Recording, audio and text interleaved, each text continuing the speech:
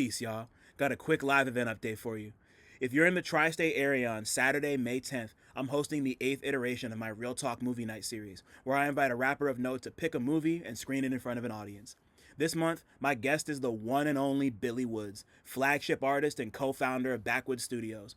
We'll be watching the Japanese psychological horror film Cure at Loudmouth in Brooklyn, followed by a brief interview and Q&A revolving around his next studio album, Gollywog, out everywhere May 9th. This event will be held at 348 Marcus Garvey Boulevard in Brooklyn. And I don't know, maybe there'll be an opportunity to copy some vinyl, but don't tell him I told you that.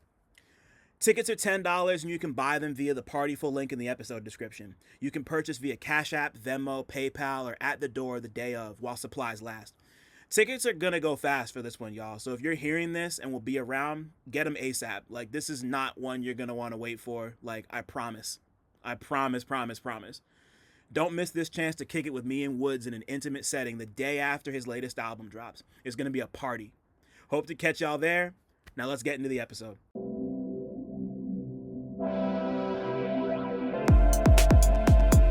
Peace. My name is Dylan CineMasai Green, and welcome to the Real Notes podcast. I speak with rappers, producers, journalists, and other hip-hop adjacent figures about their relationship with movies, and, if at all, film inspires their craft. My guest this week is Camden, New Jersey-based rapper Sol ChYld. We spoke about Severance, The Ring, Halloween, It, Jordan Peele's Nope, the importance of neo-soul and gospel music, making music in her mother's basement, the art of constructive criticism, misogynoir in the music industry, what New Jersey brings to the hip-hop table, and the creative process behind her latest EP, Bad Bitches Can Be Conscious Rappers Too. Come fuck with us. Yeah, nah. Tell me how long it's been since you had one. That might be embarrassing. I don't know. Let me help with that. The last one I had was November. Shoot, okay, all right. I'm not that bad. All right. I think it was January. But no, I do. Okay, cool. And that was just for a video shoot. If Right. there's a video going on, I will go like 8-month stretches with no retwist. See, I've never done that before. Usually the longest I go is 3. Mm-mm. But for some reason, I've been going to the same woman for almost 20 years. So she's Wait, you had your locks. 20 years. Jeez. Okay. No, 19. My fault. 19. Okay. 20 next year. Yeah. Okay. Is this your first set of locks? My first set, yeah. Oh, okay. Okay, that's commitment, man. Yeah, they're like right here. No, I saw you in person one time, and I was just like, what the fuck? Crazy. Man, nah, I think it's like 7 years, but I keep cutting them. Wow. I was gonna say that's short for 7 years. Yeah, no, I had an undercut that I was trying to grow back, so I kept cutting to catch up. So man, yeah, this loctician I've been going to, I think it'll be 2 years since I started going to her. But before that, I would do my own retwist. And that's why it take me about 7-8 months to retwist my own hair. Man. See, I got so much respect for people who retwist their own hair themselves. I'm not there yet. I can't do it. I've tried at least 4 times. I don't got I got a lot of patience. I don't got the patience for that. The biceps start hurting and whatnot. That you digging the clip into your scalp. I'm like, yeah, man. Yeah, nah, don't be tenderheaded either. It's the worst. It's the fucking worst. Nah, because when you do the less manipulation on your scalp, the more sensitive it becomes. Mm-hmm. Yeah, I'm not there anymore. I was actually talking to somebody today, my mom used to braid my hair. I used to get micros and plaits and stuff, and that was cool. Until I got locks, and it was all right, now I'm scared of oh no, that's too tight. Oh no, I can't sleep with certain styles in, and I'll just take them out. Mm-hmm. It's not cool. When was the last time you had a style that wasn't just that? I think it was for this, we did the shoot for Bad Bitches Can Be Conscious Rappers Too, and that was my first time having a top bun. I Oh never wow. Okay. never did a bun. I've always did like this 2-strand twist. I would like take some off the sides and put them up and stuff, but that was my first time Word. at, and it was a pedal bun. It was a pedal lock bun. And I was just like, I wanted to try something new. And yeah, that was like the newest style. That's hardcore. I've also never done like a full up bun. Like right now I got like half my hair wrapped around the other half. And Yeah, no, like that's about that's your hair sorry, long what? as hell. Yeah. It's so long, Yeah. man. Yeah, no, yeah, that's the fun part of it being this long. I can just tie it with itself. Like I don't like the like Gail who does my hair, she'll put it in a real tight ass like ponytail Yeah. right after I get my retwist, and Okay. then I'll leave it like that for like 2 3 days. So she's always like, "Yes, never take it out for 2 3 days," and like just, Oh, bro, I mean you already know what it is. Like scalp bro. gets tight, just I would whole literally, drum line on your shit.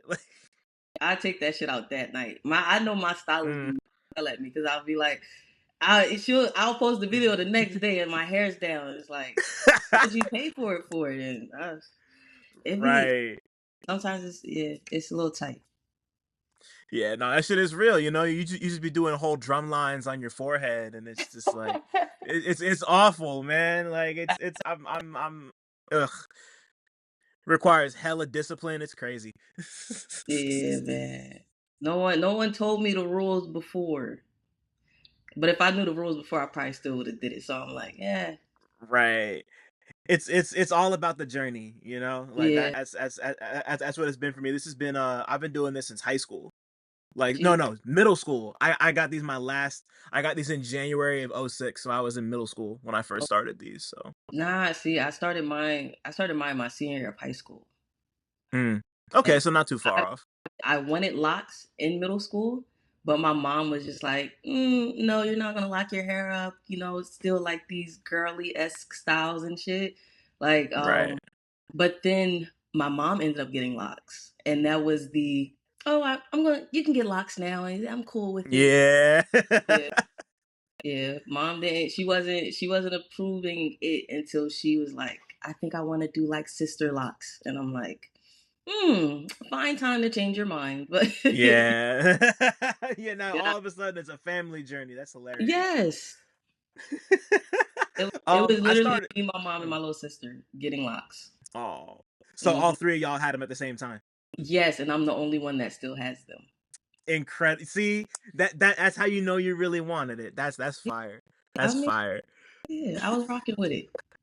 I was rocking. Yo, one of my best friends, he had him and I loved him, and like I had like a big fro, like Yeah, huge, like Starsky and Hutch type shit. And I was like, and I told my dad like I really wanted some, and he was like, "You're gonna be able to take care of him?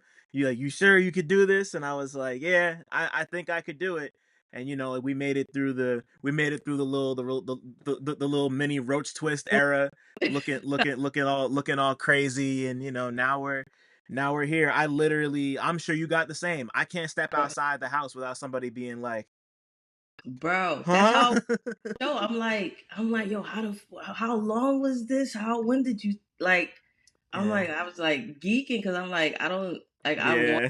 my locks longer, but bro, your locks are so long. I'm like, yo, he has to love this shit. All right. So boom, when you wash your hair, Yeah. how heavy is this? It gets Is heavy. I'm gonna say it's like double. I'm gonna say it's like double the weight it is right now. I don't notice them. Like I mean, I can feel them obviously, but Yeah, like when I wash my hair, that's the only time I really like feel the weight of it. Unless yeah, it's like, actually I lied, because sometimes, or not sometimes, I sleep in my hair wrap, and like I'll feel it then because it's just like a mass, just like yeah. together and shit. But when it's wet, it's like I could do some damage if I swing my I head too hard.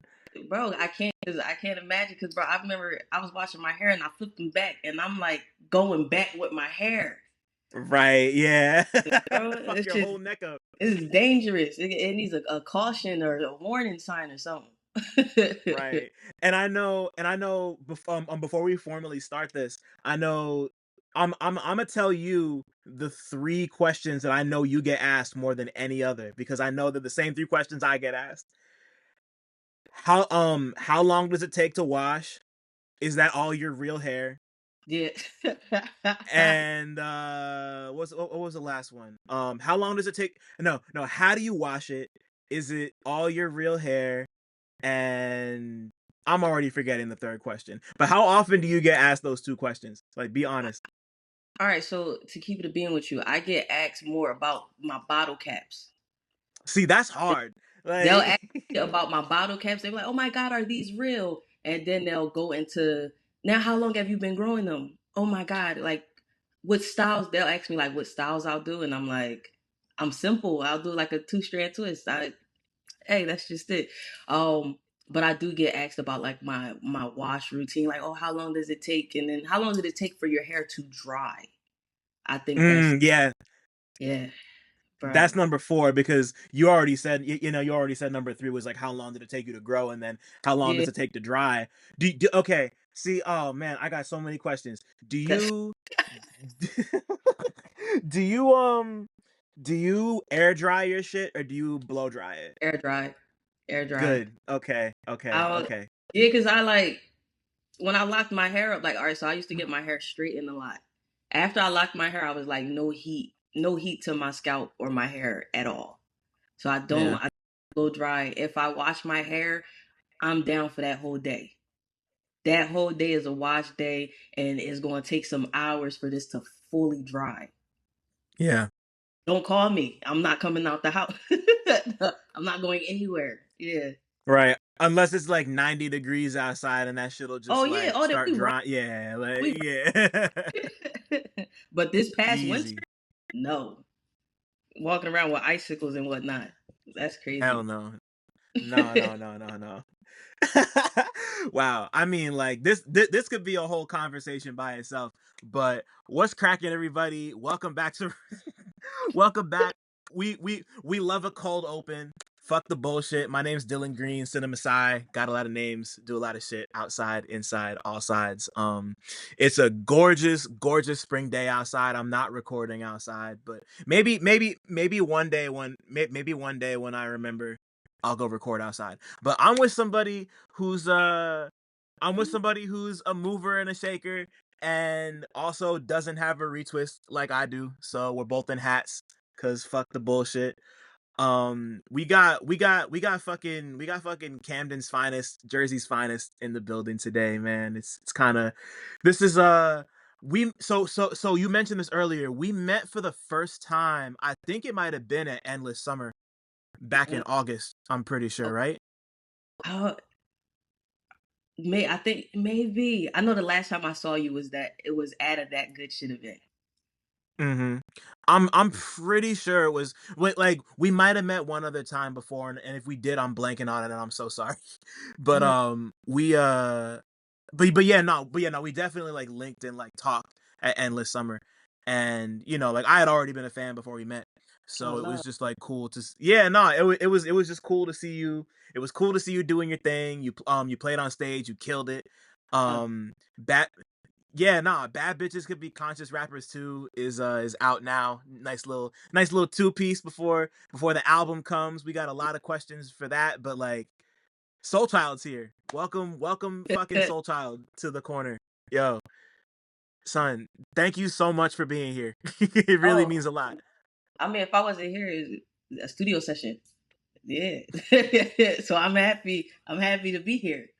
I don't gotta go like Nah. a brain muscle real fast.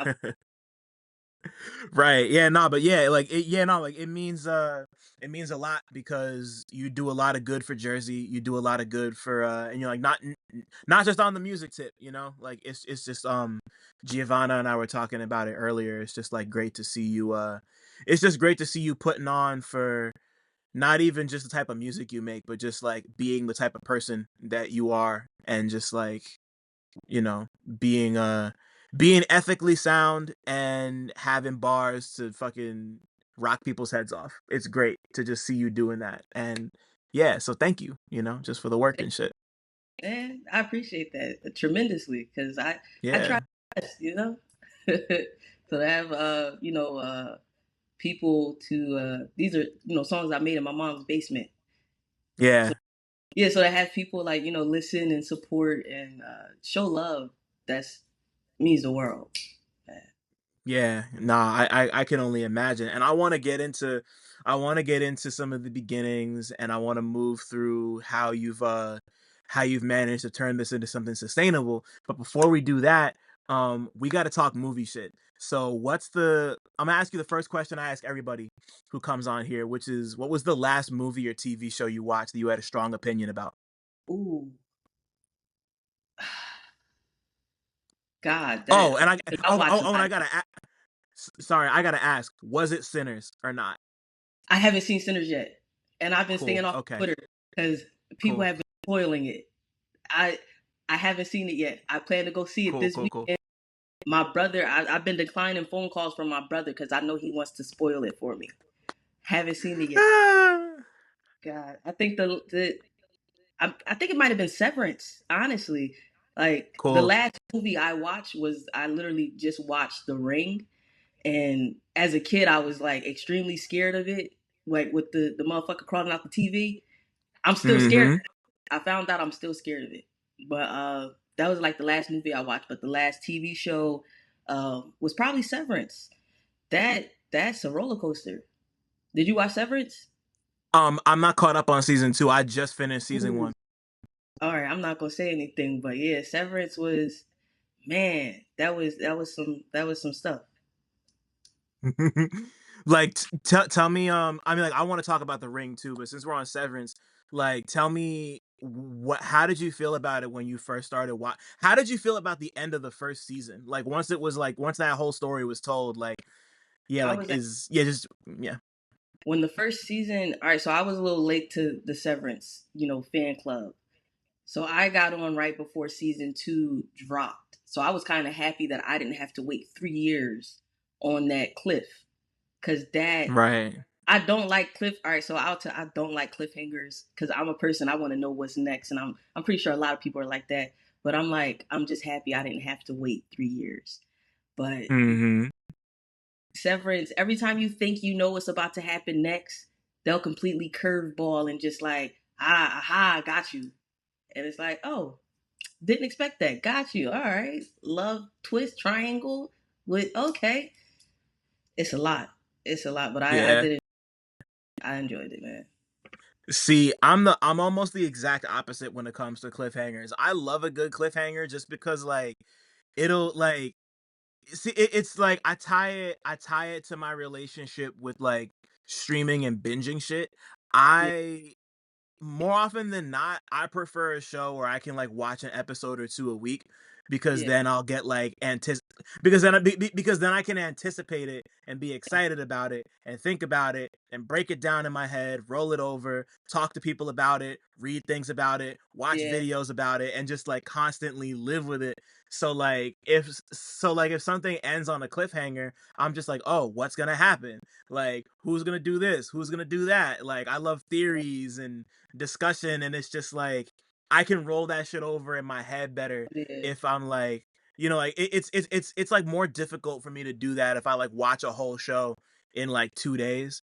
yeah, That's just my nature. Like, my partner binges shows constantly. Like, when we're together, we'll watch, like, a whole show in, like, 2 3 days, yeah, and then, like, 2 weeks later I'll ask questions and they'll be like, what? So it's just funny that, like, for me personally, like, I have a harder time really, like, savoring a thing if I just watch the whole thing in, like, two, yeah. 3 4 days or a week, That's understandable. That's understandable. I just don't. My anxiety can't do the cliffhanger. It's like it's all what if questions. What if this happens? But I do enjoy going down the Severance TikTok rabbit hole of theories. So like Mm-hmm. after every episode, I was like, all right, well, what is that? What do you think? Because I was thinking, and then I see like these like-minded people in the comments, and I'm like, cool, that's what I was thinking. I can't wait until next week. So like, yeah, I Yeah. enjoy that. But Severance has Yeah, not community. Right. Yeah, no, because my sister's a big fan, and like they were the reason that I started watching it. I mean, like I was gonna watch it anyway, but Yeah. sometimes you just need somebody to be like, you got to sit down. We're watching 3 episodes of this right now, Yeah. and like that's what put me on. So, Oh, that was my brother. um, That was my brother for me. yeah, He would call. He would yeah, literally call me almost like every other day. Did you start yet? You didn't start it yet? What are you doing? Start it now. If you have time today, just an hour, just watch one episode. I promise you, you're gonna love it. And I right. can't say that he was wrong. You know? That's fire. Yeah, like you really need people in your life who are gonna push you to do that Yeah. sort of stuff, because if you don't, then like stuff's just gonna sit like I got a whole list of movies and TV shows that's got to be like 70, 80 things long. They're like, I'll get to it, I'll get to it, I'll get to it. Yeah. You need somebody to be like, nah, like you got to stop, do this one right now. I need You to watch. know? I think that latest one has been The Last of Us.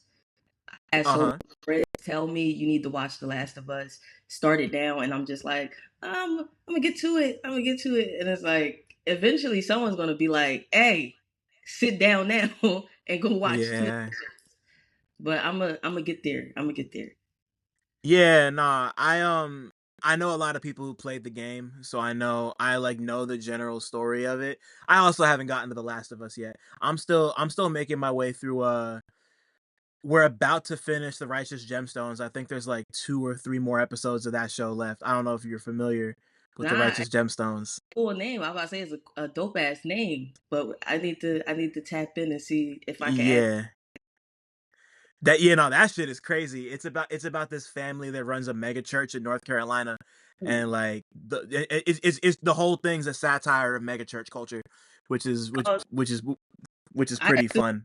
I Yeah. assume because I've been watching a couple episodes of Boondocks like a couple days ago. So like, would this live in the same realm of like that satire Kinda. comedy? Okay, then I'll rock it. I'll rock with it. Yeah, nah.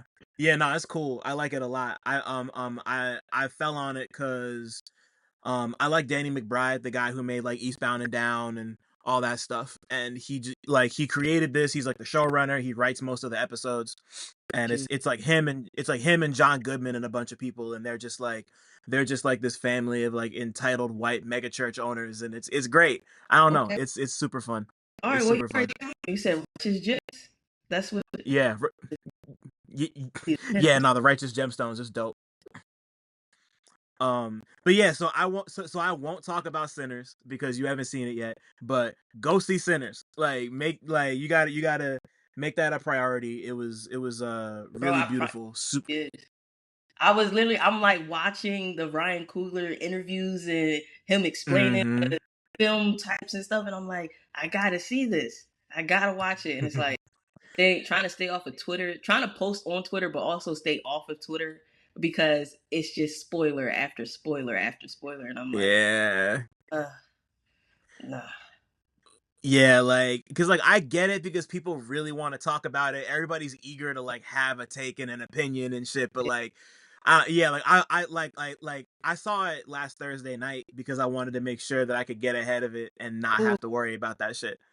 yeah. So like, and yeah, just seeing people like I've seen people break down the whole movie, like not exactly scene for scene, but just like I'm mad. I'm mad that people who haven't seen it just have to avoid social media because of that. It Yeah. shouldn't. It shouldn't be.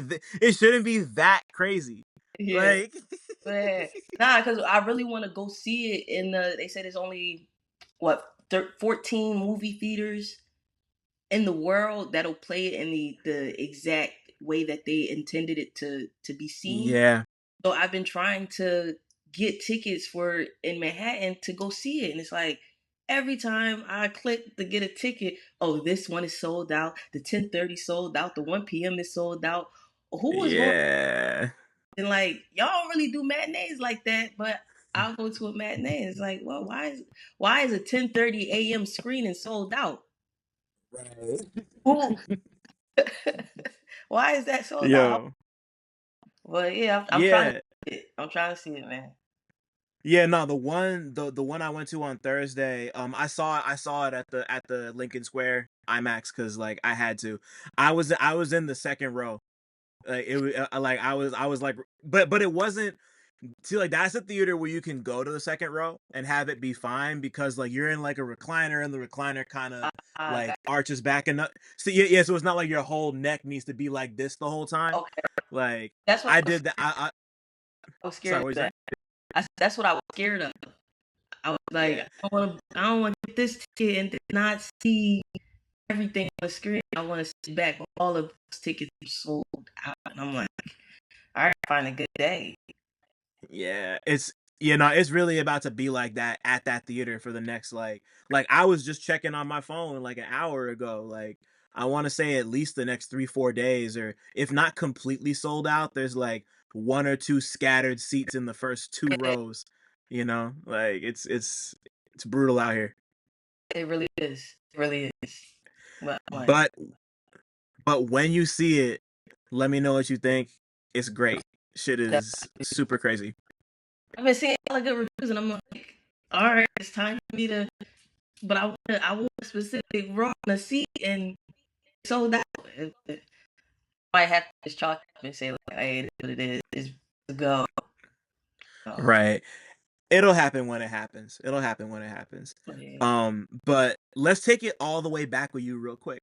I want to know what's the first movie experience you can remember having. It could be at the theater, it could be at your cousin's house.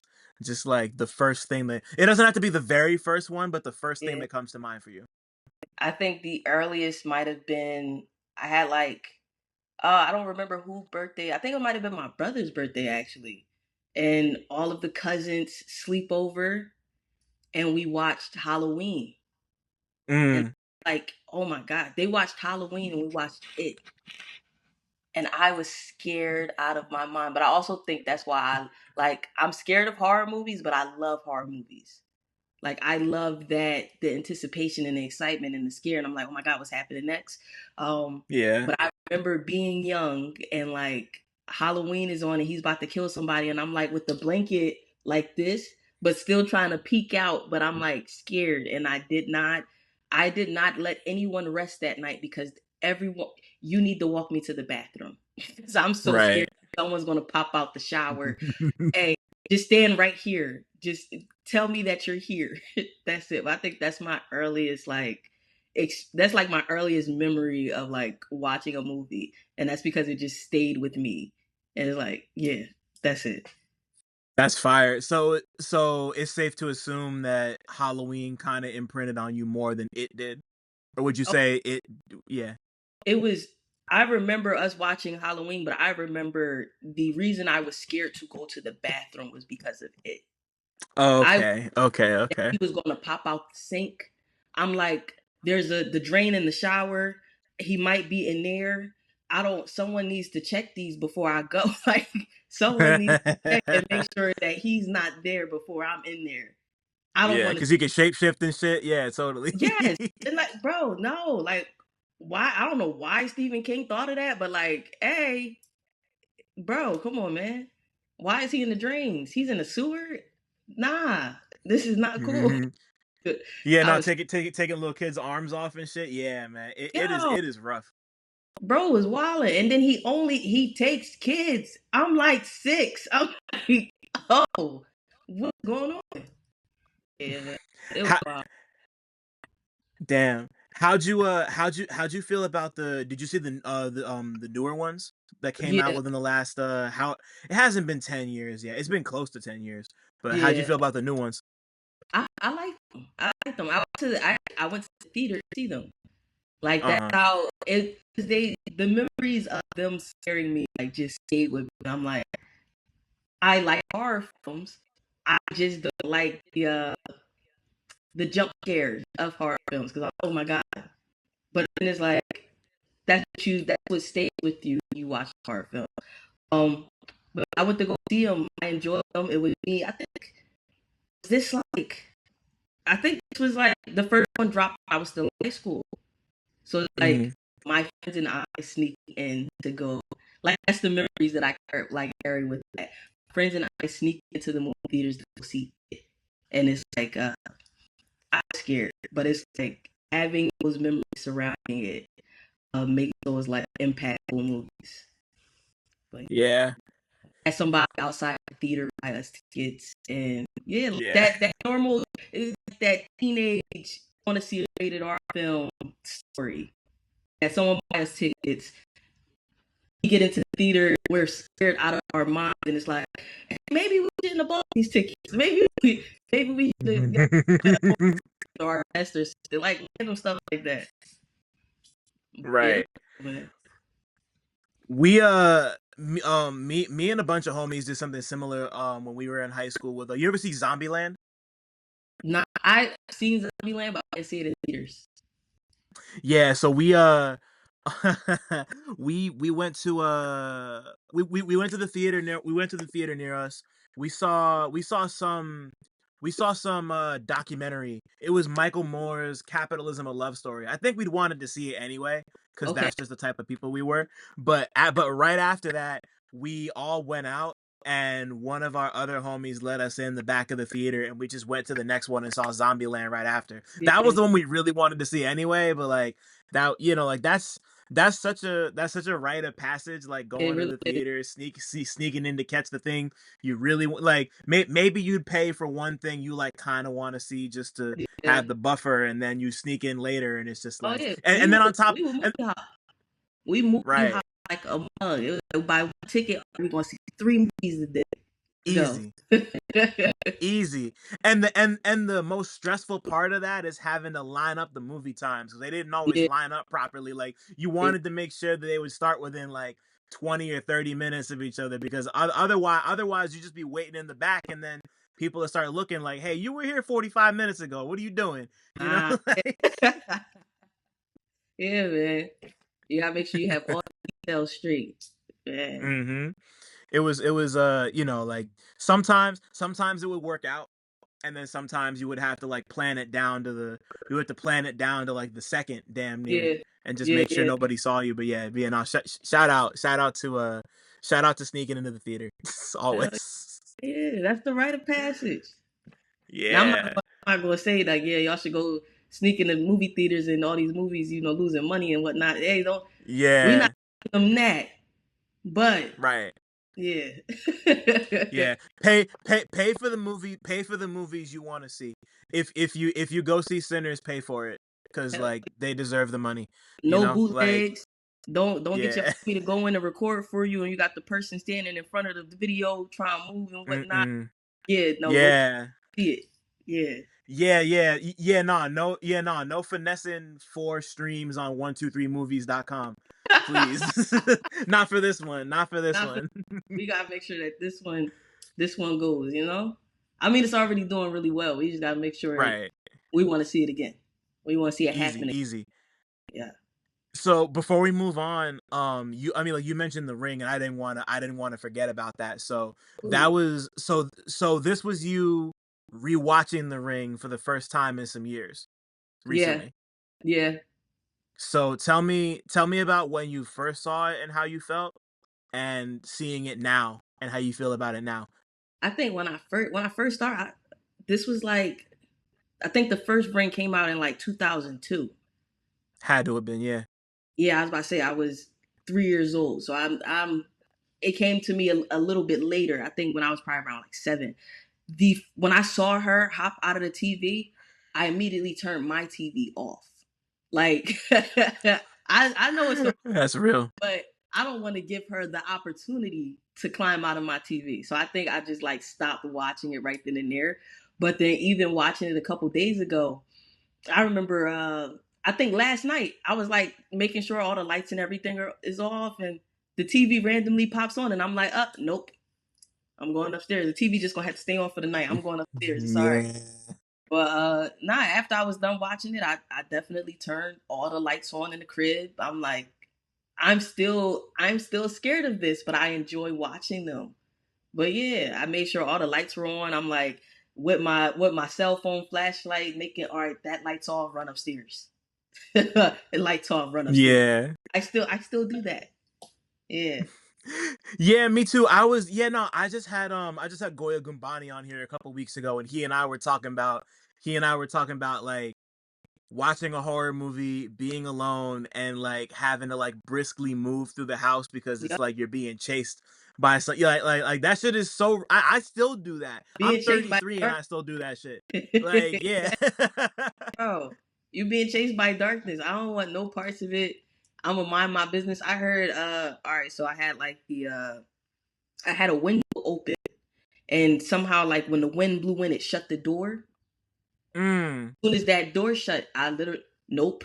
I ran downstairs. I see why Jordan Peele named the movie Nope. Cause in that Uh moment I nope. I don't have huh. time for it. No, I'm gonna just go. Y'all can have the crib. It's all yours. It's all Yeah. yours. Man, yeah. God, oh man, I've seen Nope is one I've been meaning to run back because like I loved it when I saw it. To me, that might be my favorite thing he's made. Like it, like to me, it edged Get Out by just a tiny. Like Yeah, they're both great. Yeah, yeah. Like it was because like the one scene in it that always makes me laugh is the one where Daniel Kaluuya's in the car and he's about to get out while like Jean Jacket's over the house, and yeah, then like all the power goes out and he just goes nope and he locks the car yeah, bro. door and he just That's sits the there moment. like I was like, nah, I'm good. I'm good. yeah. No, I don't want no parts, man. I don't know. God, yeah. I think nothing really tops Get Out for me, and I think that's because the Get it. experience I had around Get Out. It was like Yeah. seeing the movie, and then it's like because I was a fan of the Key and Peele show, so I'm like Yeah. Bro making horror movies. All right, I gotta go see this. So I saw it in the theater, and I'm like, wow, and I'm like, oh, this is a psychological horror film, and oh, definitely being shown a different light. Oh, I'm seeing a dark skinned cast. Oh, this is crazy. This is wild. So like I love us. I love films. I love Nope, but Get Out is because the experience I had around it. Get Out is definitely number one for me. Did you see the trailer of him? Uh oh, I'm sorry. One more time. The trailer for him? My fault. Sorry to interrupt, but I just wanted to shout out the Real Notes Patreon one time.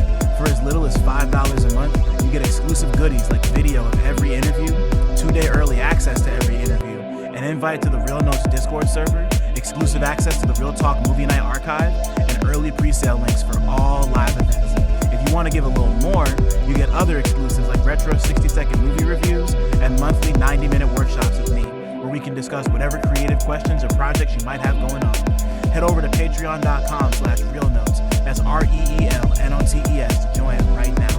I repeat, all videos will only be available on the Patreon. Thanks for listening. Shout out to my patrons. Now let's get back to talking. Oh yeah. You know, because it was right in front of Sinners. It looks crazy. I'm excited about it. Man, see, all right. So I was skeptical of watching it because I'm like, they were like, yeah, you guys got to see the trailer. It was right before Sinners, and I'm like, dang, I wish I went to go see Sinners earlier so I could experience the trailer for the first time in the movie theater. Yeah. And but yeah, that trailer is crazy.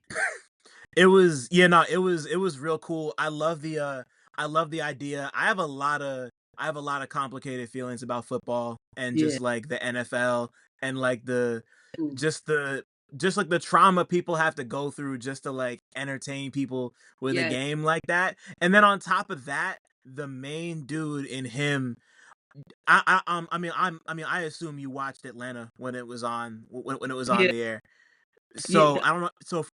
So I think it was yeah bro from the episode with the white passing dude, like he's the main guy in him, and I'm just looking and like all I can see is that guy, and I'm just like, I know he's not the actor.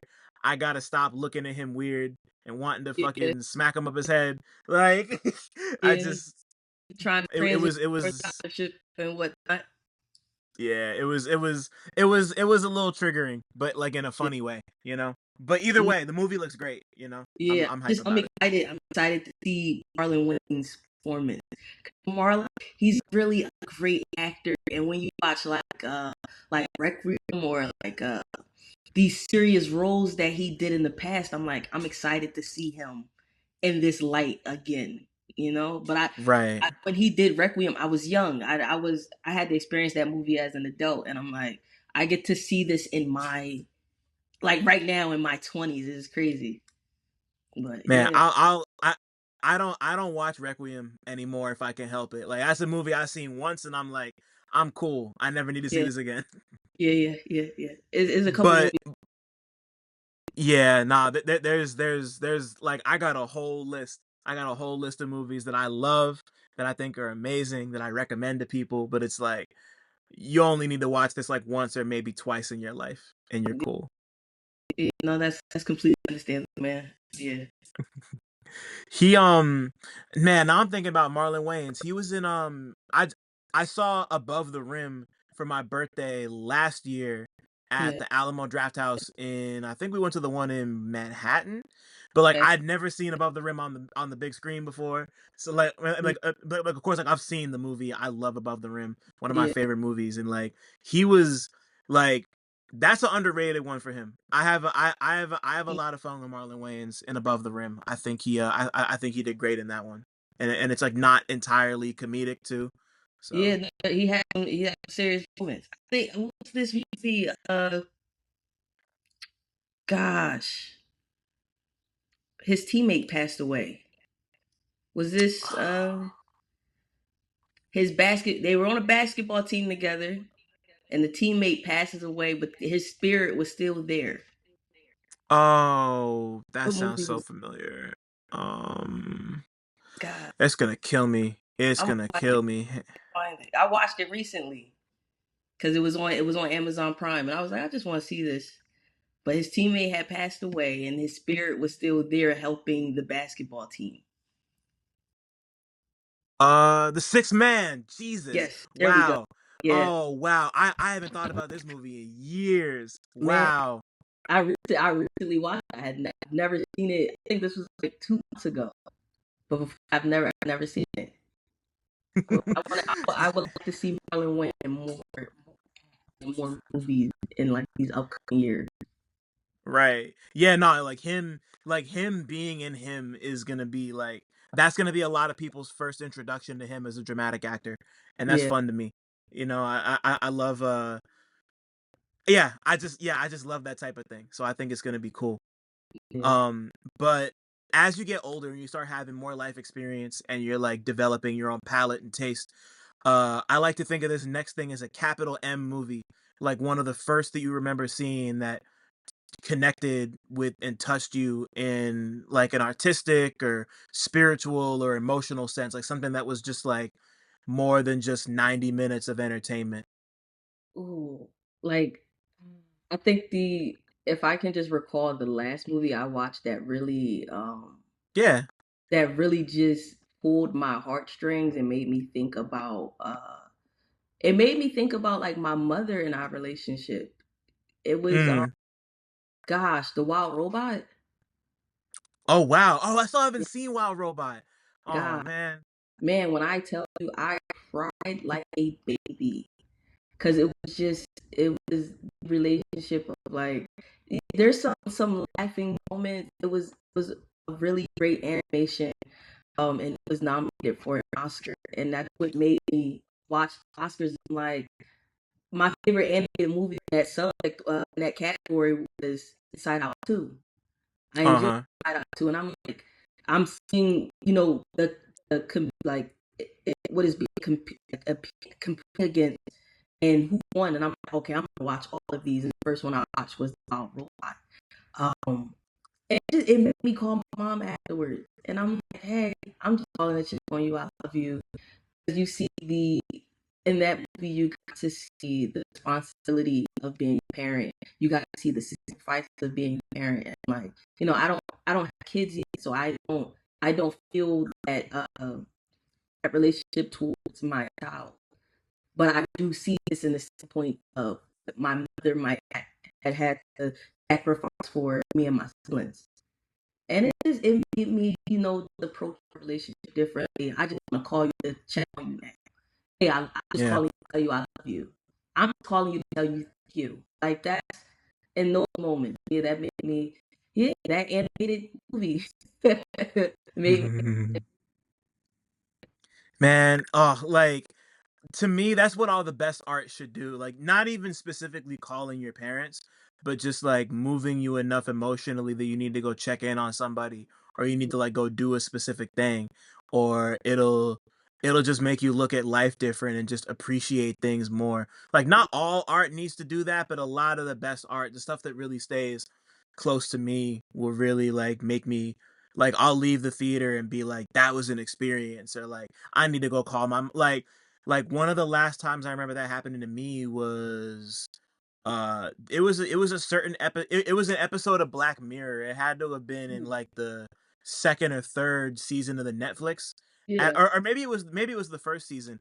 It's the one with the guy who's playing the virtual reality game where it's like where it's like the haunted house and you like hook it up to your temple, yeah, and like he has mommy issues and like a fractured relationship with his mom, and it ends. I think I've said this before on the pod, so excuse me or anybody who's heard this before, but like it ends with him like dying in the game, and he dies in real life, and the last scene is just like him tweaking in the chair. He's just like, mom, mom, mom, and his yeah, like brain it's just like I immediately called my mother when that was over. Like yeah, immediately I was like, hi, I love you, I hope you're okay. Like, yeah, bro. It hits, especially Black Mirror. Did you watch yeah, the season yet? I still haven't started the news. I saw bits and pieces of the Issa episode, which to me wasn't all that good. But I want to watch it and like see the whole thing, Yeah, and yeah. like check it. Nah, I watched. I been the last season because I've waited for another season of Black Mirror. Um, but there's a lot of episodes of Black Mirror that has those turning points, and it's like, oh wait, I need to pause before the next episode goes in because I need to sit with this. I need Uh to huh. sit with this thought and this feeling. And wait, how am I feeling right now? Because I'm a little confused. Wait, they do. Black Mirror does a really great job at making you sit and just think, sit in thought, and it's like, hey, here's this turning point that you weren't expecting, and it's going to make you think about reality a little bit differently. Here's Yeah. here's visual mushrooms to make you think about reality a little bit differently. And Mm-hmm. Yeah, you really like you can't put a price on that type of stuff that really makes you that really just like opens your brain and expands your worldview, and I don't know, just like makes you either appreciate life, want to call your mom, like go play Second Life. I don't know, but it's that yeah, I don't know, that type of shit means stuff to me, which is why I love movies and music the way I do. And on that note, I want to do the same thing with music for you. So like, when did music become capital M music for you? Not even in terms of you wanting to make it, but yeah, just in terms of like being about it and liking music. I mean, music is always it's always been there. I didn't grow up with a lot. I didn't grow up with people who played instruments or made music. I grew up with music enthusiasts. They Right. yeah, they listen to a lot of music. Every car ride with my mom or my grandpa, music. My grandpa is playing jazz. If my grandmom's in the car, we're listening to gospel. The gospel stations now. With Yep. my Yep. Yep. with my mom, there was such a dramatic difference because my mom would listen to like Mary J. Blige or like Erica Badu or Keisha Cole, like these real like R&B or neo soul, albums. But then it's like we're also listening to Jay Z or Beanie Siegel or Jeezy and like these like fabulous. Is like she has the palette of like this. She has this palette of like a head wrap incense sister that also sell drugs on the corner. Like this is the palette of her music. So like That dichotomy matters because it exists and yes, so many people live it. Like that the shit is duality everything to me. of it all. Yes, yes. So like Yeah. growing up with that wide range of music, when it was time for me to find what I like, it was a lot easier because I was, I was around music so much. And then also I went to a creative performing arts school. So there's Right. a lot of musicians that's just you could walk out of class and there's somebody playing a trumpet practicing their piece in the hallway. So it's like there was a lot of music growing up, but when it came down to finding what I like, I think it was like you know I have the memory of like getting the Carter Three or Monkey Business by the Black Eyed Peas or I had D12 in my world CD. Like Oh my, yeah, yes, yeah, like yeah. I had these CDs, and that was like the first of me kind of forming what I like to listen to music. Um, Right. but I think it was really my freshman year of college was that turning point because it's like that freshman year, God, life hits you so hard, and it's like music was that escape for me when I needed a break. So like Right. listening to a lot of like I was listening to Chance the Rapper. I was listening to No Names. I was listening to Drum. We're also box, so it's like it's all these playlists of just like chill music, but also there's vulnerability and also there's like a socially aware, economically aware issues. These, if I'm listening to No Name, there's you gonna learn a little lesson. If I'm listening to Nah, but he's in touch with he's being self-aware, but also if I'm gonna go have a good these farmers so from.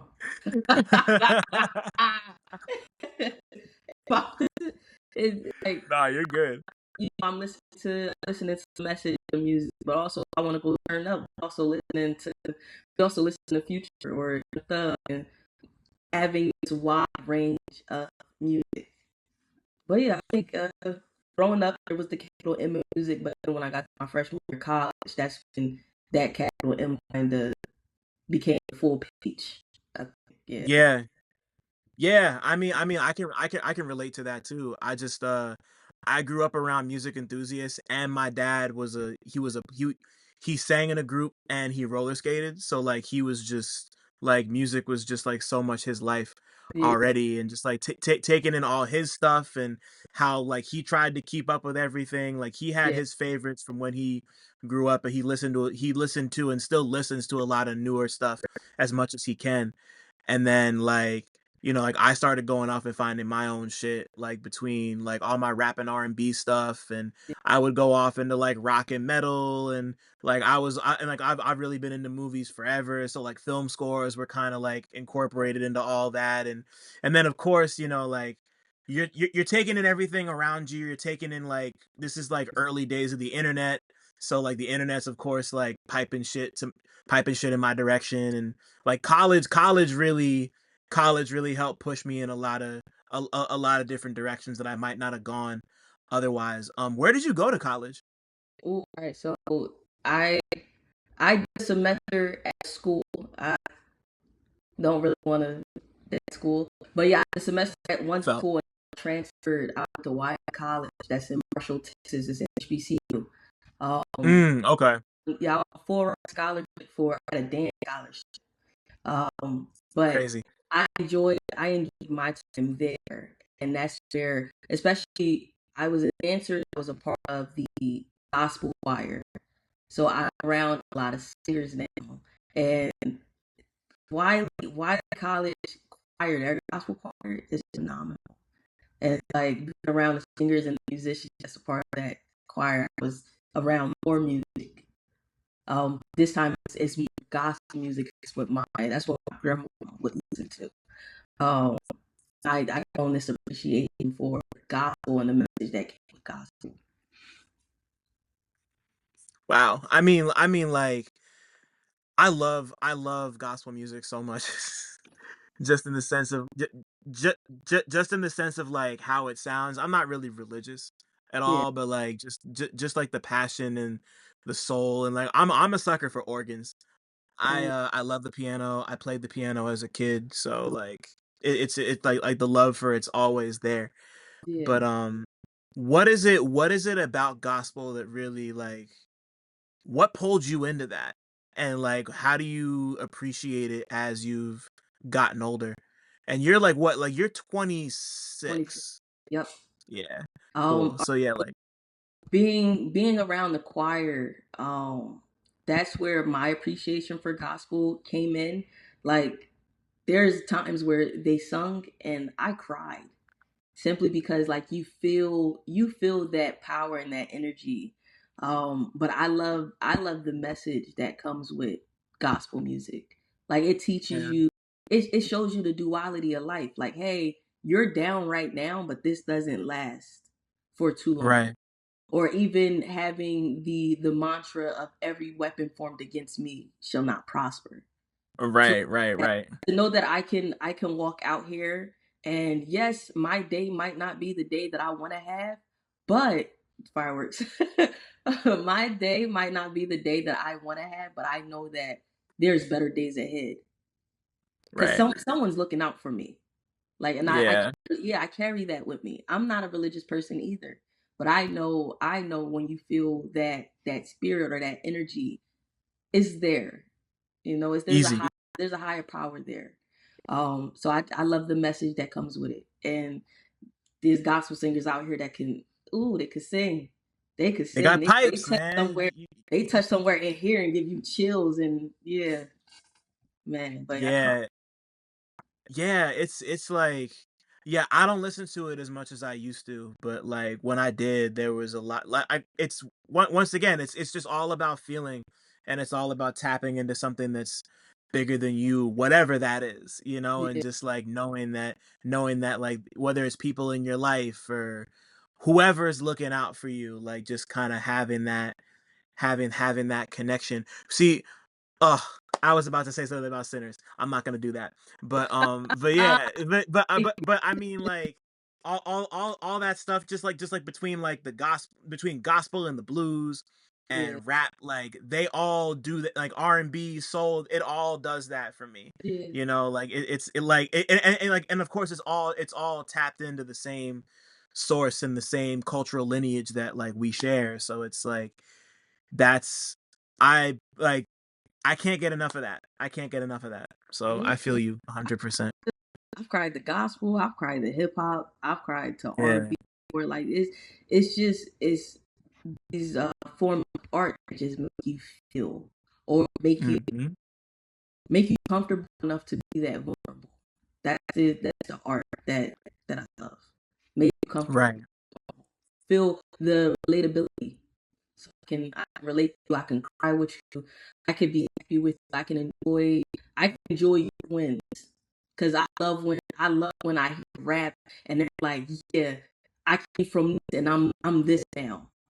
And it's like I'm enjoying that when I know if I keep working hard enough, that it might not be the same win, but in some form you're gonna be going there, you know? Right. Yeah. Yeah, no, it's all about building yourself and becoming greater than what you were before, and or Yeah. not even just greater than what you were before, but just like the general process of like building yourself up. And cuz like it's a lifelong thing.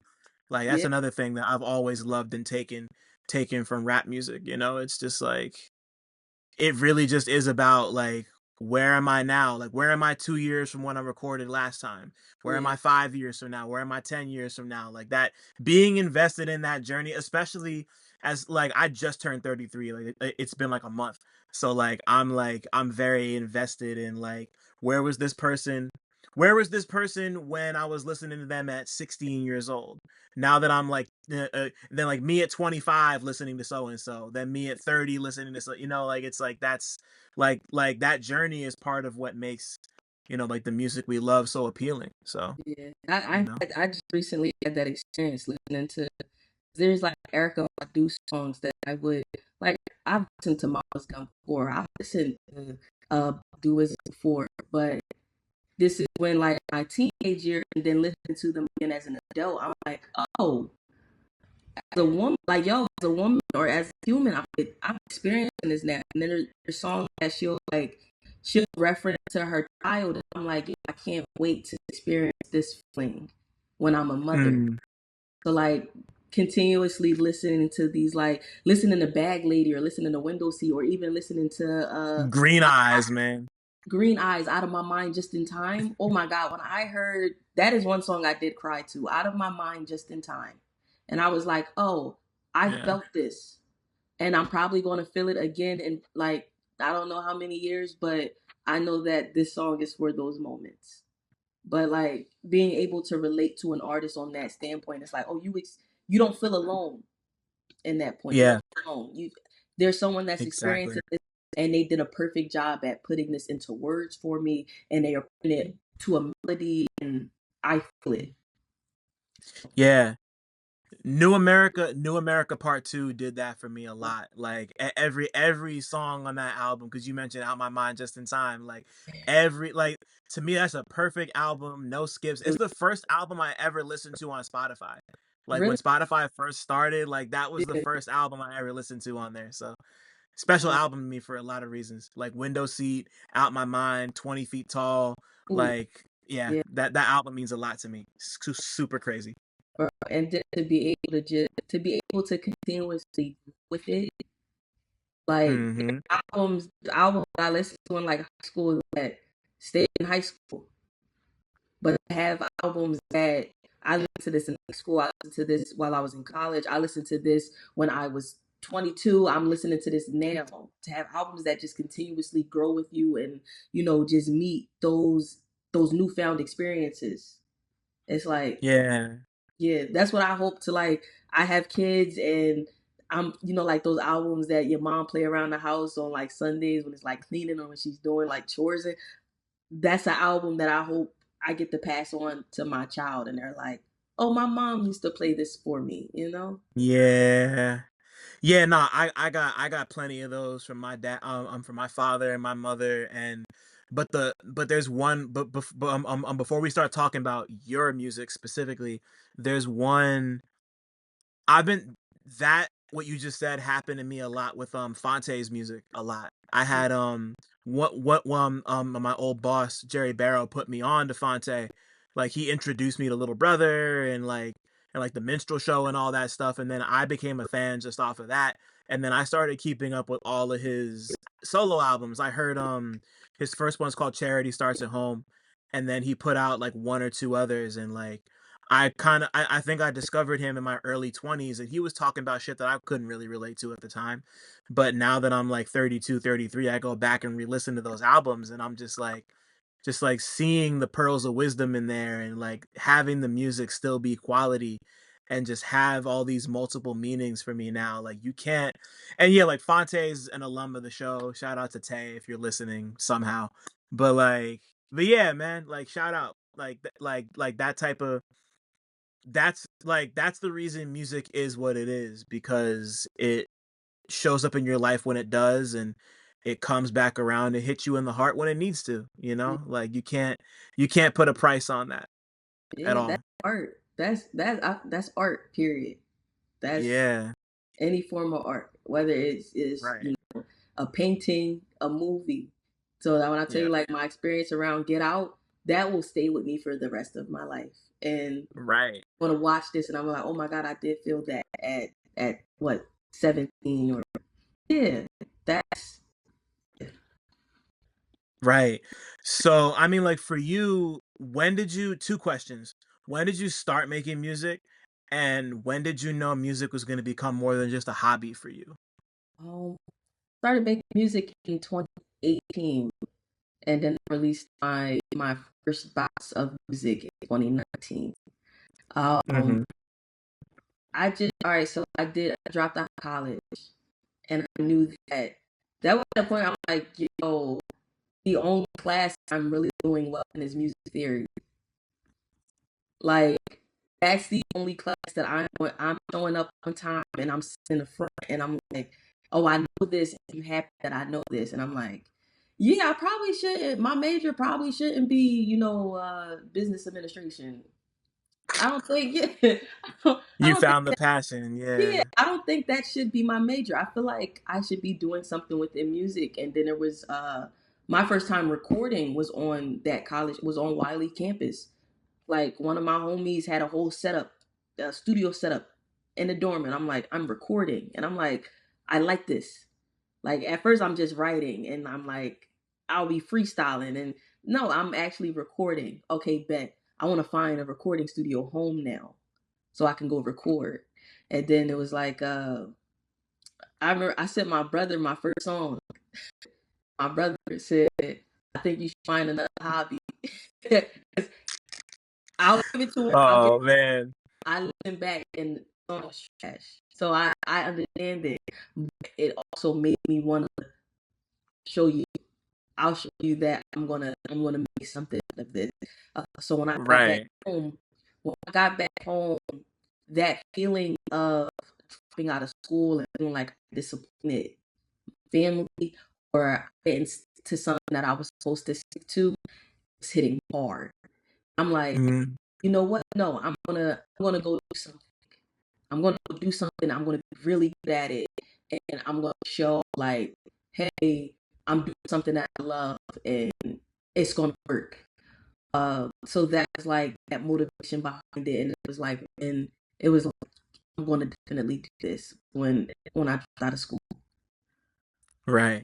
Okay. So was this before or after Elevator Mind happened? This was before I dropped out. I dropped out my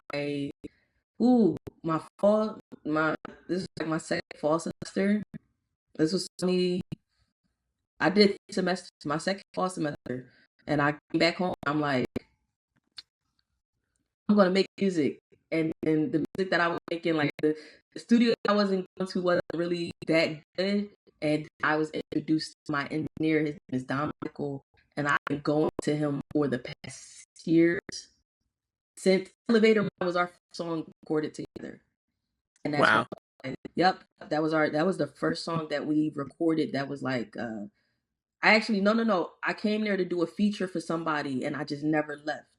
But that was the first song that we recorded together. It was Elevator Mine, and I was like, I found the studio that I'm gonna go to. I found my engineer, and then started building from there. What so I mean like making Elevator Mind and working with your engineer. Tell me tell me about the process of bringing that song to life, finishing it. Like cuz I'm cuz just like based off of like you bringing your brother the first song you made and him being like don't quit your day job like was that I mean like A, that's crushing, I get it. Yeah. B making Elevator Mind and putting it out in the world, like A, how did it feel to do that? B, how did your brother like that song? All right. So I wrote Elevator Mine in my mom's basement. I was looking for beats on YouTube that I ended up buying it off of Blue Magic. I ended up buying it off of his website. Uh and I started writing. I sent I went to the studio and I recorded it before I sent it to my brother. So I sent him Mhm. what's on streaming platforms is what I sent him, because then I was like, I was learning, oh, like I can't send out demos. I'm gonna have to send out the complete thing. So I sent him Elevator Mine, and he was like, oh, you might have something. I like this. And I was like, in my outside I said cool, but inside like I'm like, he like my brother. When I tell you my brother is like an extreme hip hop head, and a lot of the it's like he did tell me like, yeah, I think you should find a new hobby, but he also sent me like, go listen to Equipment, or here's MF Doom, like go listen to Lupe Fiasco, go listen to, here's a couple songs I think you like if you want to adventure into like, this neo soul hip hop. There's music to go listen to and study. So like, yeah, he did say go find a new hobby, but he also, if you're gonna do this, go study. I'm gonna help you out, but Right. like, yeah, don't be doing what you did before. So Right. I sent him Elevator Mind, and he was just like, all right, I'm behind this. So there's songs that I make now, and I'm like, yeah, I love it. I know. And I'll still take his opinion. I'll send it. And then there's songs that we bumped heads on that he'll be like, I don't like it. And I'm like, oh, well, I like it. And it's my art, and I'm still going to drop Right. it. It's up to But you. Right, I exactly. still, that is still someone that I do respect his musical opinions. And I do appreciate the fact that he, that it made me grow as a writer, an artist. It made me be very selective with the beats that I choose to, rap on, and the music that I decide to listen to. So yeah, Right. Cause like all that shit's important, and you want people in your corner who aren't just gonna you don't want yes men in your corner all the time. yeah, Like you need people who are gonna push back and challenge you a little bit and just bro. like it There's no yes on my team. Everyone, right. everyone that is on my team currently, we've had disagreements, we bumped heads, but it also made Mhm. our creative relationship stronger. Like they're not just going to tell me yes for the sake of telling me yes. They're going to tell me, Right. and if they do tell me no, they'll explain why they're telling me no, which I also, Right. because it's like you're not just saying no just to say no. Here's why. Oh, I don't like this because when this comes in, you don't sound confident on blah blah blah. I'm not really feeling this part right here. The melody, like they'll tell me. And me as an artist and a creator, I'll let them know, oh no, I wanted that. This part, oh, I agree with you right there. I can do that better. Nope, this part, Yeah. I like this part. I'm keeping that. Okay, we can agree to disagree. Let's move on. But that's everyone on my team has one, like, in some time in some way have told me no and explained why no. They've also told me yes and explained why yes, but no one is just saying, yeah, go do it. Go Yeah. yeah. Yeah, nah, because that's either gonna further establish who you are and like reaffirm to yourself like, oh, this is why I believe what I believe.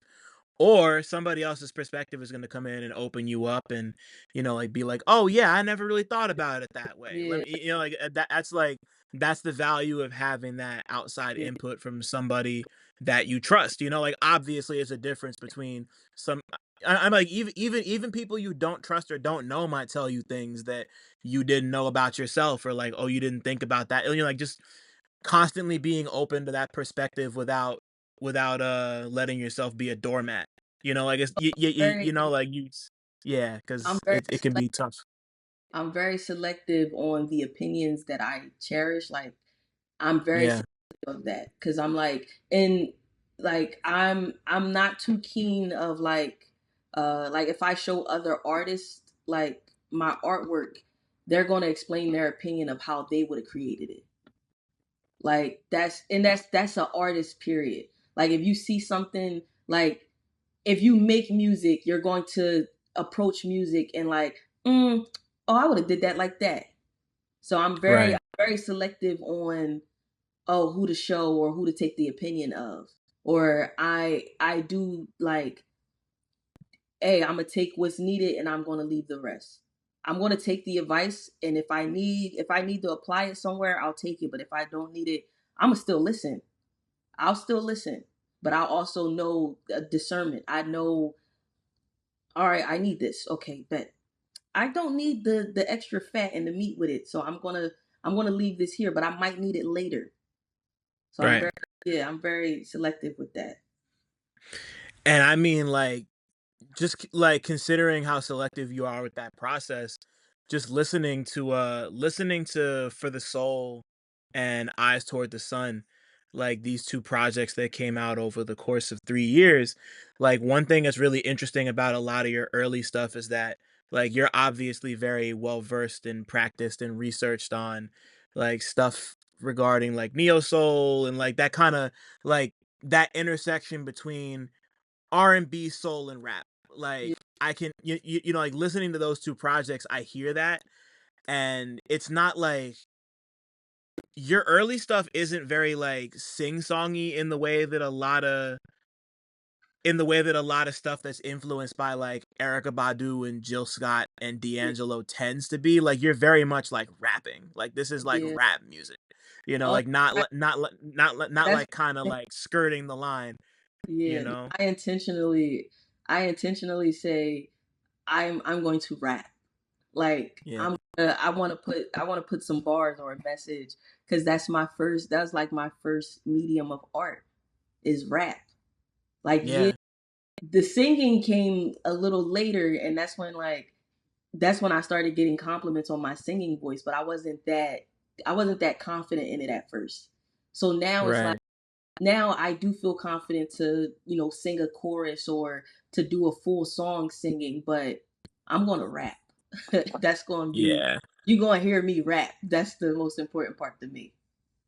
Right. And I appreciate that as somebody who's always been like a rap first person, Yeah, especially when it comes to like the music I listen to. Like it's like I uh I just appreciate people who come in out the gate doing that as opposed to just like I'm like I love a like I love sing-songy stuff. I love all different types of rap music.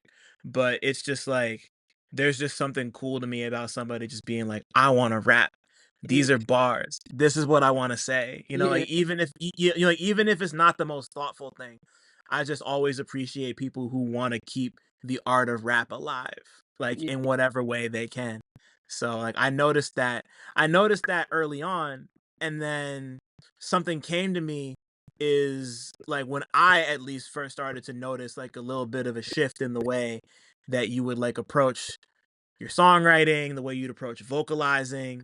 Like it's obviously still rap music, but you're starting to incorporate a little bit more singing, and then NBC happens yeah. and it catches and it starts spreading like wildfire. You and Curdy, shout out to Curdy. I just saw Yeah, him a couple days ago. that's crazy. Yeah, no, he's amazing. Like this song, I've I'm like so fascinated with how this song tell me how the song came together and tell me when you first figured out that everyone and their mother was posting that shit all over the place because it feels like a watershed moment for you. All right. So NBC came about. Um, all right. So I'm really close with White Boy Jeremy. That's my guy. That's Jersey. That's Jersey. Yeah, shout out to But Jeremy, bro. yes, yes. Yeah, I was with Jeremy, so I would see his work with Curdy. I would hear Curdy's work with Wakai. Shout out to Wakai. I heard shout out Curdy's to work Makai with too. because one of my favorite songs that Curdy did is with Nolly, and Nolly has been one of my new favorite artists, R&B singer, amazing. Um, but nah, I would hear his work and I like, yo, we got to do something. So he'll send me. He's in Virginia, I'm in Jersey, so he'll send me like, hey, I got this. Hey, but when I heard the first song we worked together is titled Peace God. I heard the beat for that around the same time that I heard the beat for NBC. And Peace God came to me a little bit quicker. NBC I had to sit with. NBC, the chorus came to me first. The chorus for NBC came to me first, and that was me driving home at 4 a.m. listening to the beat. Cause I'm like, oh my God, I got time to I'm driving home. I got a 30-minute drive. I have time to just throw shit at a wall and see what sticks. Um, so during that drive, I'm like, all right, riding through the village, through the jungle, cause I'm driving home. That was Right. cool. All right, bet. I got the chorus down. I think the next day is when I started working on the verses because I'm like, okay, I have an idea. Um, but yeah, when that came about, I went to Don. I went to go record. We finished the. I had the first and second verse when I got there. That little part at the end where I got my mental on my money and my money on my mental. That came in the session. I was like, oh, I got something that could probably go here. We looped the beat. um, man, I posted. Ah, we shot a video for it and everything, and then I didn't release the song yet. I posted the video. And when I started seeing the video do good on Instagram, I said, I think we have something. Bet. I posted the video on Thursday. I say, let's drop this Friday. Cool. I'm messaging Curdy, I paid him for the beat. I paid him for the beat as soon as I started writing to it because I was like, yeah, yep, I want this. Hey, here you go. You know. Let me take care of it because I have to. I'll sit with a beat for a minute, but once I get something, I'm like, yo, let's situate this real fast because I don't want anybody else to call dibs on this beat. Yeah. Let's get this out the way. So we posted video. I released it on that Friday. I posted the TikTok, and before that, I'm getting some views on TikTok, but this is the first video that does over 50,000 views, and I'm like, oh, I'm gonna keep doing this. Something is working, and I feel like this is the way. So I'm like, I don't do the sit down talk content. So I'm like, let me try it. I haven't done it yet, and I'll be damned if I never utilize the route. So I sit down in front of my camera, and I'm like, hip hop is dead, and I'm like, that's my hook, and we gonna carry this into the video, and then we're gonna loop this around and say, I hate when people say hip hop did. And when that did 1 point, I think it's 1.3 million views. I was like, yeah, we strike it. Keep posting, man. But Right. man, that was the first time I got something off of hip hop, and I'm like, this is me fully dressed in a corduroy coat. This is a woman. This is a black female rapper in a corduroy coat overall. You're not seeing anything, and this is Right. going. Y'all are listening to the song. Y'all are Mm-hmm. performing, and y'all are appreciating art as who I am.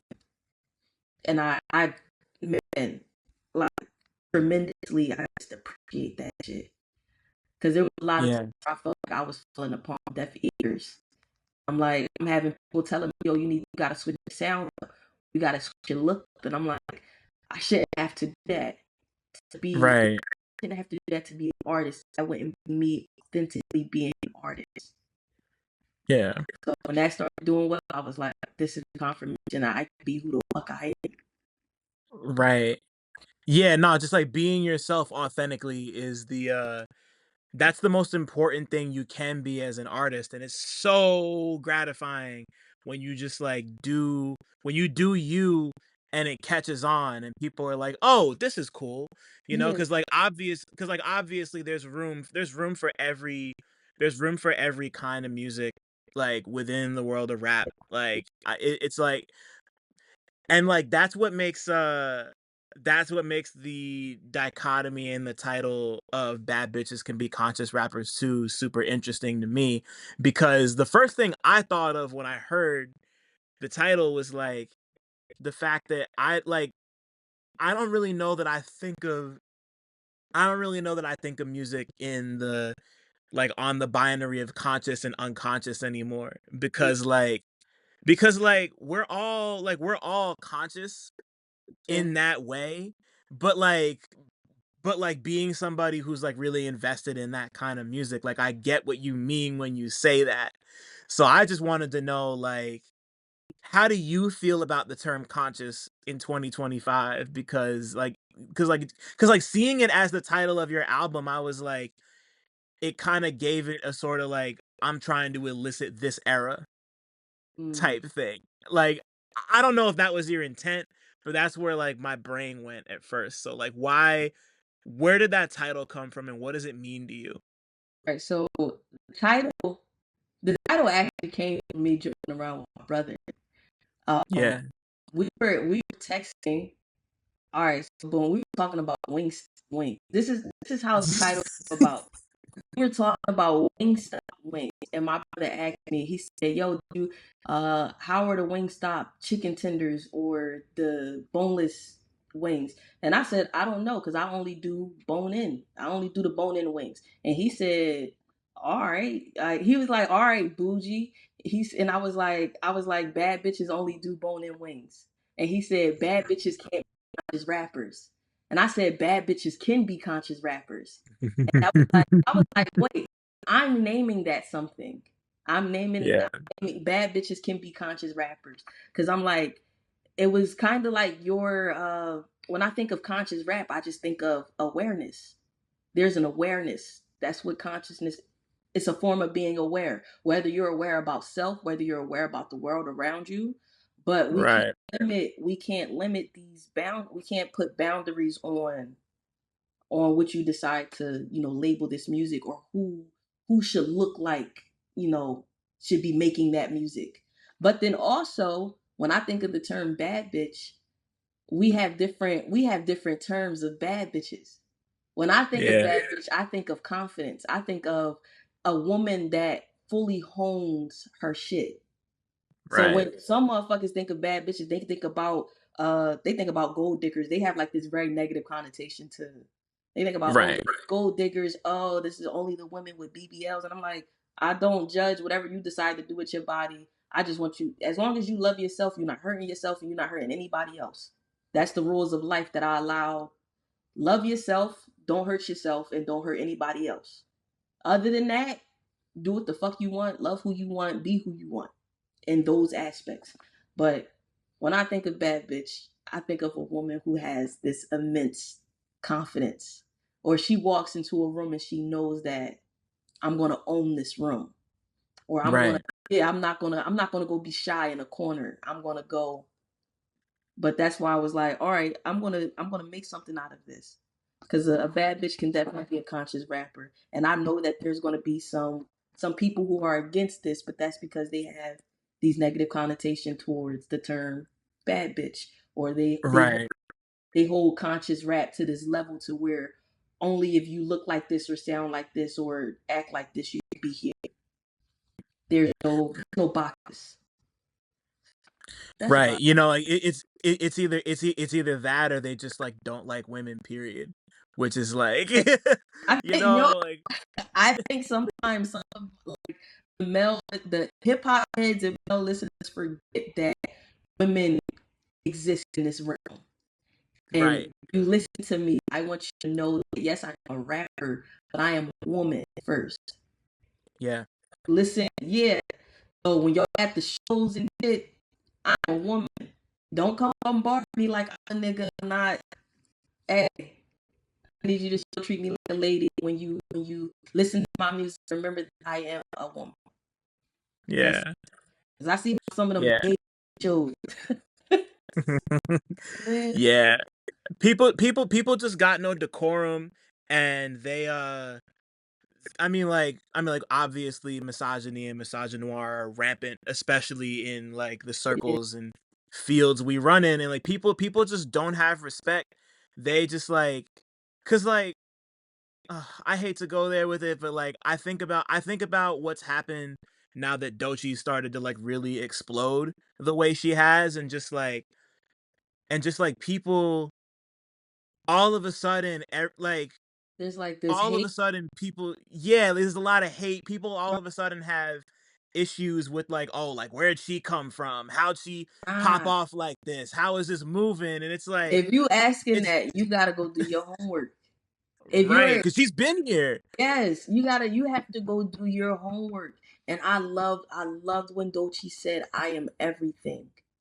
Like I can coexist in every space that I want to be in because I'm allowed right. to do that. And I'm not gonna let your gender boxes of what I should be doing or what you want me to be doing. I'm gonna do what I want to do." Right. Yeah. Exactly, and it's just like that isn't even necessarily saying that you need to like all the music she puts out. Like I certainly don't like every song she's put Okay. out, But but I respect love her as an artist. That's the right. I Yeah, no, 1,000%. Like I respect her as an artist. I respect her confidence.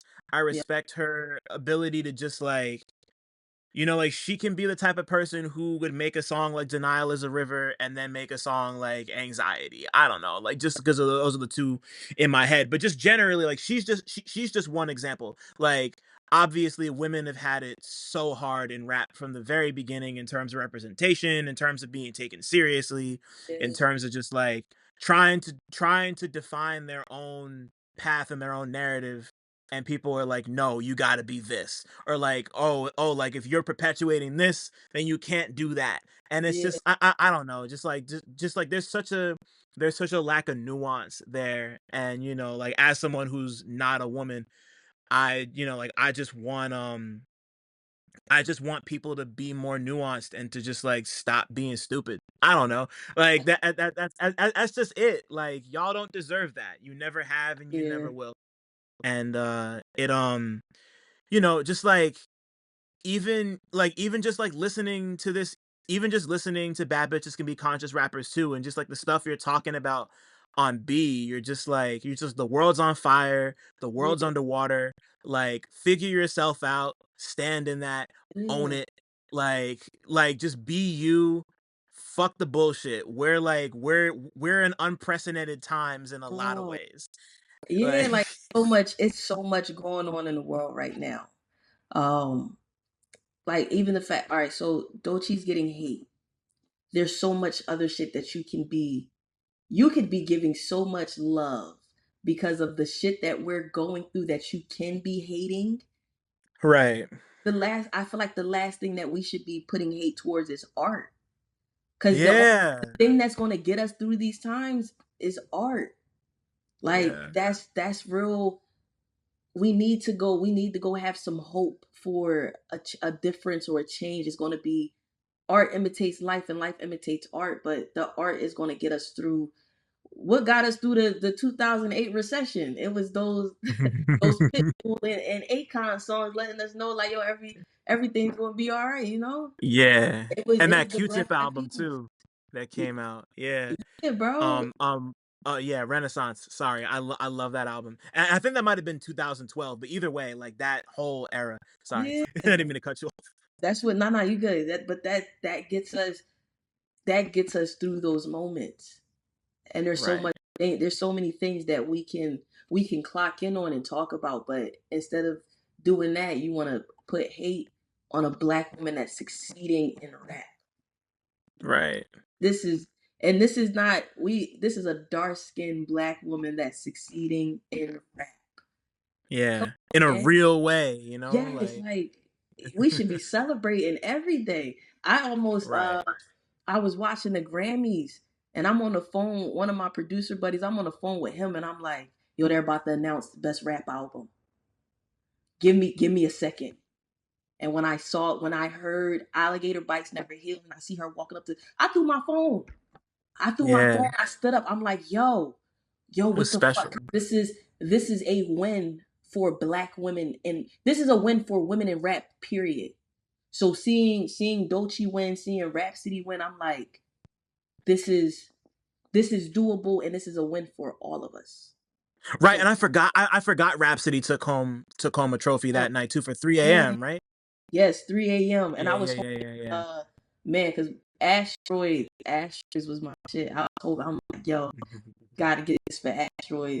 Hit boy on the beats, crazy. Rhapsody, mad bars, and I'm like, I'm rooting for my girls. That's it. Yeah, man. Yeah, nah. Shout out, because like they deserve, like they've been, the two of them in particular have been grinding for years. So to see them, like yeah, like regardless of how you feel about the current music, like they're just, like, they're great. They worked hard. They deserve it. Yeah, Um, and like this is just a 2-track EP, but these songs are so hard hitting and so forceful and so thoughtful and just like fly. I don't know. Like, I love Indiana Jones. Like, I listened to it the first time and I ran it back a couple times, and it's just one that's like, that song to me feels like the weather does outside. It's like not hot, it's not cold, it's just like still with a little bit of warmth and a little bit of breeze. Like, it's kind of that like perfect like spring, late spring, early summer yeah, type of vibe. And B is almost the exact opposite of that to me, just yeah, in terms of like the beat is super rickety. You're talking about things that are just like unstable, yeah, emotionally, economically, environmentally, climate change type shit. Like, there's like like this is just a 2-track project, but I love the contrast between these two songs because of like how I don't want to say Indiana Jones is easygoing, but it is kind of breezy compared to B, just Yeah, because of like how like just because of what the songs are about, you yeah. know. I So like, wrote both of them in the same week, and it was the week that the LA fires happened. The okay, And I remember like seeing on the news, I'm watching the news, keeping up with it, but I'm also seeing on Instagram some of my artist plays and some of my producer homies experiencing the LA fires. And right, I still have a studio session to go to, and I have homies losing houses and stuff. And I'm like, in that moment of writing, I did Indiana Jones first before fire, and then B happened during the fire. And I'm like, how am I supposed to couldn't really write because I'm continuously asking these questions of how am I supposed to be, how am I supposed to be an artist, how am I supposed to create, and the world is on fire. How am I supposed to create and they're still saying bomb is still hitting on babies? How am I supposed yeah, man, to create? What am I supposed to talk about if I can't? This is what I need to talk about because I don't feel anything else. I feel like the energy that I had with Indiana Jones. I don't feel those braggadocious bars at this moment. I don't right, feel like the world is on fire and underwater, and it's still niggas at the border, and we still trying to figure out like it's still people missing. What am I? What am I supposed to do? And as an artist, I'm like, this is my medium of expression. I gotta mm-hmm, figure out a way to talk about this. And then listening to shout out to Bier, that's who produced he produced Indiana Jones and B, and we kind of just locked in that week. And then there's co-production from Iris and Orangy Soul. But listening to these beats, I'm like, I heard Indiana Jones, I'm like, oh yeah, I'm about to I'm about to brag. I'm about to brag a little bit because that's in the essence of hip hop. But then when I heard B and I'm like, oh, this is more I gotta think. I gotta, and yeah, I'm feeling, and I'm like, oh, this is going to give me the chance to talk about what I'm feeling right now. And mm-hmm, I feel like I'm having all these questions externally and internally because while right, the world is on fire, I still got to pay rent and I still got to make sure yeah, the store is good and I still got to make sure this is my first world problems are being sorted, but these these problems externally they're still affecting, you know. yeah. It's a tough thing to balance, but like life's got to be lived, you're an individual with your own wants and needs and ambitions and goals and family and like family issues and rent Yeah, and a bunch of other shit, like yeah, it's like everyone's the main character of their own story, but yeah, it's like it makes me happy to see people thinking about how others in the world can kind of fit into their lives. Like even if it's just as simple as like you go and like volunteer at a shelter once a week or call your fucking congressman and like and you like make demands about like make demands about like stopping bombing fucking children in Gaza and yeah, Sudan and all these places and yeah, everything going on in Tigray. I could sit here and talk about this shit all day, right, but like it's just like finding that middle ground between wanting to stand up for what's right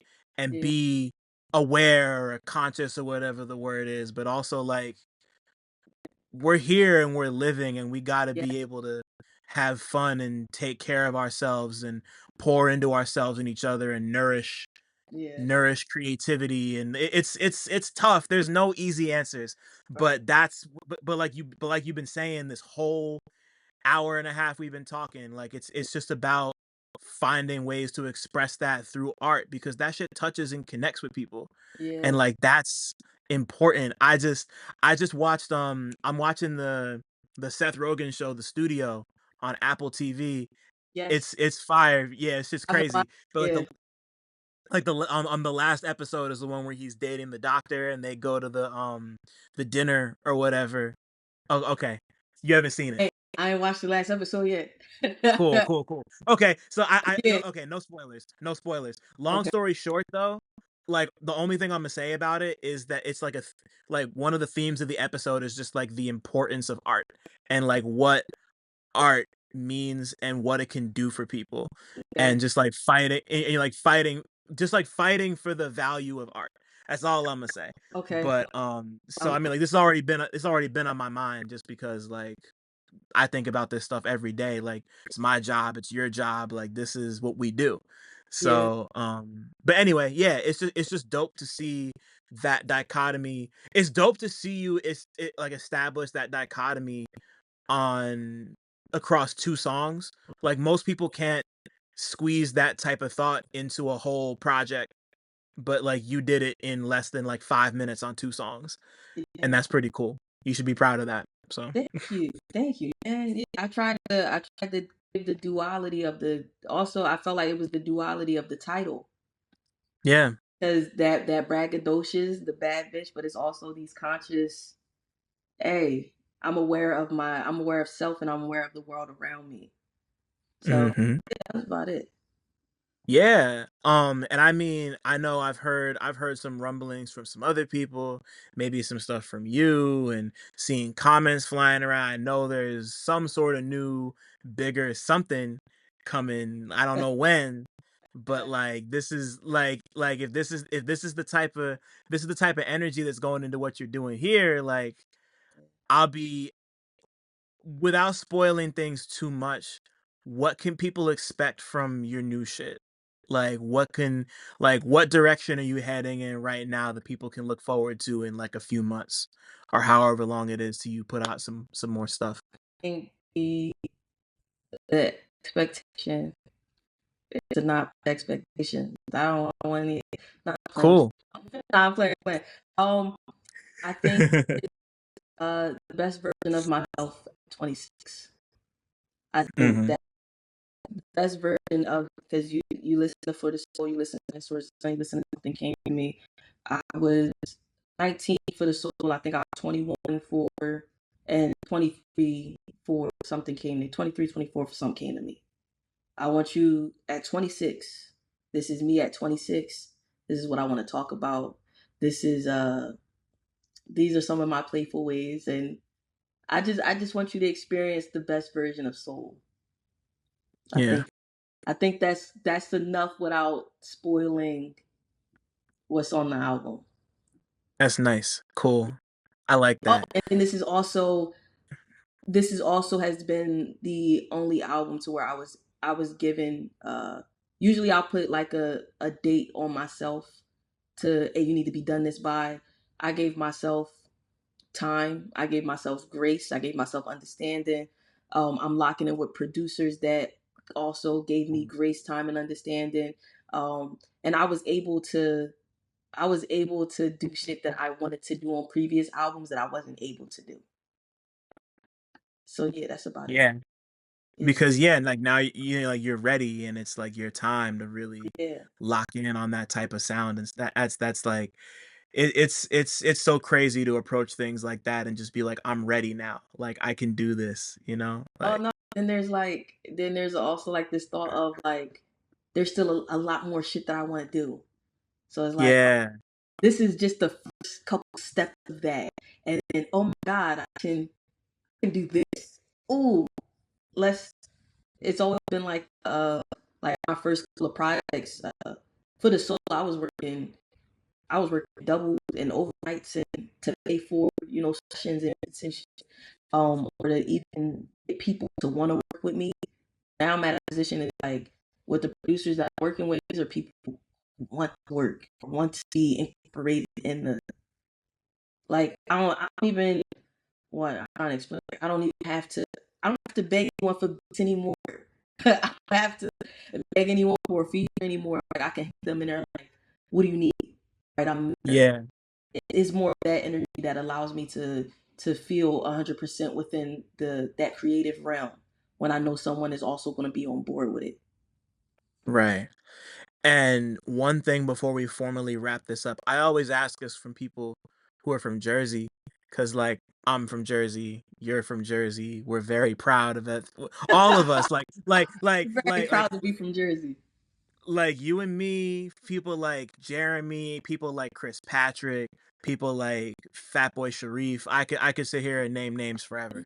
Like we're a rare breed down here. So like like as a rapper from Jersey, what do you feel makes the state unique in terms of like what we bring to the rap table, and where do you think we can go? Because like it's still, it feels like people are just starting to wake up to Yeah. like what Jersey can bring. Like there are still people who don't know that Just Blaze is from Patterson.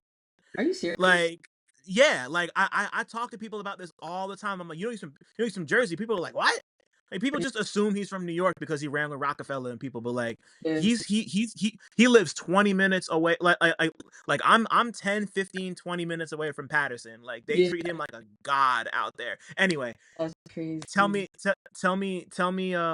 about what you think Jersey rap brings to the table that nobody else does. Nah, I feel like when it comes to Jersey rap, because we are often overlooked for I'm from Jersey, Philadelphia, or often overlooked for New York. It's like this silent attack. So you don't know that we're there until we're there. And Yeah, we have some of the nastiest, the most like hard hitting rappers, and it's like and producers or musicians, singers, and it's like once we're there and you open that door a little bit, oh, in that motherfucker. That's it. All I need. You don't need to open the door. Crack the window, yeah, because yeah, we're gonna take advantage of the opportunity. We're also gonna show you like what else is out here. So like yeah. when it comes to bringing something to the table, you don't gotta invite us to the table. Just leave the window cracked a little bit. We gonna find our Right. way that bitch. We gonna find something. Right. But also what I expect from some years coming from Jersey, because now there's a widespread of what Jersey has to offer now, making sure that we also cater to the generation that's coming up behind us. So I've Mhm. been trying to lock in with what's the younger artist that's coming from Jersey, and lately it's this kid. I forget what part of Jersey he's in. I know it's North Jersey, but his name is Forbes, and he can rap his ass off. Forbes can rap his ass off, and I'm like, we got to make sure that we cater. We're still doing what we do, but we also have to cater to who's coming up next. Word. I'm gonna go do what I gotta do, but I'm also gonna make sure that whoever's behind me, yo, hey, don't be wasting your money on da da da da da. Don't do da. You doing the right thing. You still have to learn your path and your journey, but I can at least give some type of advice or some type of like, some type of guidance. Because not a lot of us have mentors in down here. Right. I don't have a mentor. I don't have a mentor that's there like rap wise. Is motherfuckers that I look at and I'm like, okay, Raps is my mentor. She don't, Right. she don't know that she's my mentor, but Right. that motherfucker my mentor. But to provide that mentorship or like that guidance to who's coming up after. So Yeah. that's what I expect from Jersey within the next couple of years is to build this bridge. So that's it. Yeah. Never ending cycle type shit, you know? Like Hell yeah. that's the, like we just gotta make sure that every generation, every iteration is even just a little bit better than us, you Yeah. know? Like that's like you gotta foster that shit. It's Hell yeah. important. You gotta build that bridge. And I don't want you the 500 steps that I had to take to get where I wanted to get. I'm gonna let you know, hey, you could have cut that down to 300, but I didn't know. I didn't know about Right. this third. So now that you know about it, hey, we should get it down to 300 and figure it out. And whoever come after you, it should be 150. Right. Yeah, like Mhm. that. Yeah. Okay. Yeah, perfect. So on that note, so if your life was a movie, what would it be about? Ooh. If my life was I feel like it'll be like Aquila, but in a B, but like not the spelling bee. It would be like rap, because in the hood. She was in the hood. Yeah. She had to go through Yep, the yep, drama. yep. of being brought up in like this poverty stricken area. So Camden is not, the best area, but my city, its community, its talent. That's what my movie would be about. It'd be like the upbringing of being in Camden, finding music, and the possibilities of where that could take me. Right. So we still going along in the movie. The movie not over yet, but that Right. would be Yeah. my movie. Aquila and the C stands for cipher. Yeah, Yeah. yeah, yeah, yeah, yeah, yeah. There we go. Yeah, Yeah, no, I love it. And yeah, just like yeah, like if there's one thing people know about Camden other than the fact that it can get pretty rough sometimes, is that like y'all really do care for each other yeah. down there. It's And it's yeah, it like really, really is. And for the and like and I'm like for all the work that you've done out there, just like as an artist and as a teacher and all the shit you've done, and just like for the to see you at this point now where you're getting recognized for your work and things are really starting to move and shake, and seeing you out at events and everything. Yeah, like just like thank you for taking the time to do this. It means a lot. man, I'm happy for and proud of you. thank And yeah, just thank you. Thanks for the time. yo, I appreciate you so much, man.